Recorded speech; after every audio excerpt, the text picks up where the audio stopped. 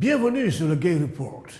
Personnellement, je n'ai jamais entendu le président Macky Sall déclarer son intention de briguer un troisième mandat, qu'il sait d'ailleurs anticonstitutionnel dans une démocratie affirmée comme la démocratie sénégalaise. Par contre, nous avons tous entendu le président fustiger à maintes reprises la notion de troisième mandat sur les plateaux de télévision étrangères et pendant des meetings politiques de campagne contre son mentor Abdoulaye Wade, lorsqu'après 2 mandats, celui-ci voulait conserver le pouvoir pour, disait-il, finaliser les grands travaux qu'il avait entamés pour notre pays.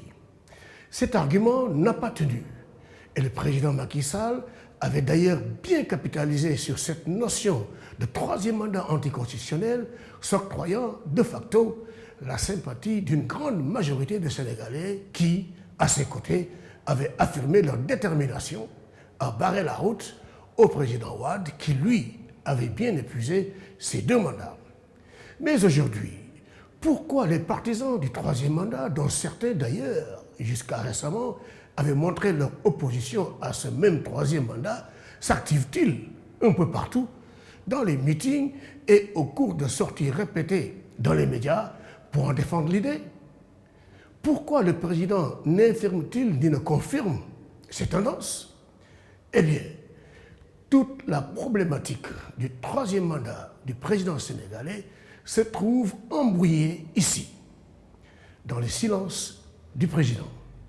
Ce silence a permis sans doute de redéfinir l'idée et le concept en demandant aux activistes de la notion de troisième mandat de parler plutôt de deuxième quinquennat.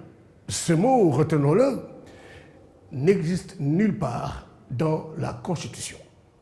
Si pour eux, le président Sall, qui vient de diriger le Sénégal d'abord pendant 7 ans, de 2012 à 2019, et ensuite une seconde fois de 2019 à 2024, dans son second mandat en cours, doit absolument exercer un autre mandat de 5 ans, car le premier mandat de 7 ans, disent-ils, ne compte pas. Alors, 2 questions se posent et s'imposent.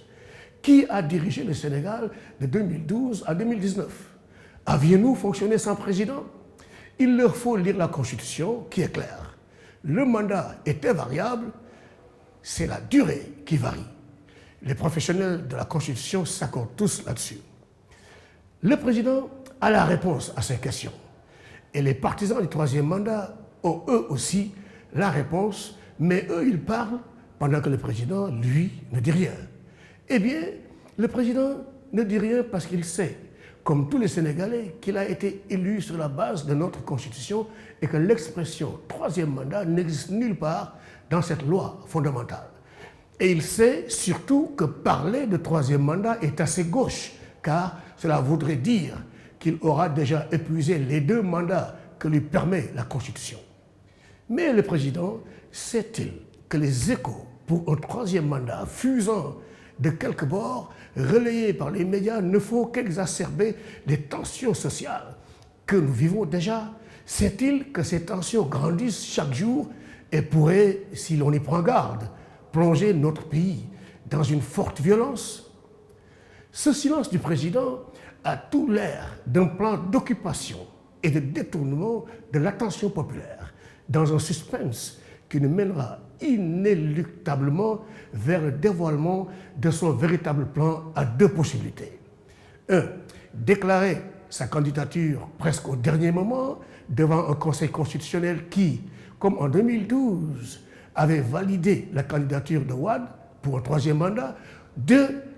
Ou bien surprendre les Sénégalais en sortant de son chapeau un candidat caché qui bénéficiera de tout l'appui de la machine gouvernementale et politique au pouvoir.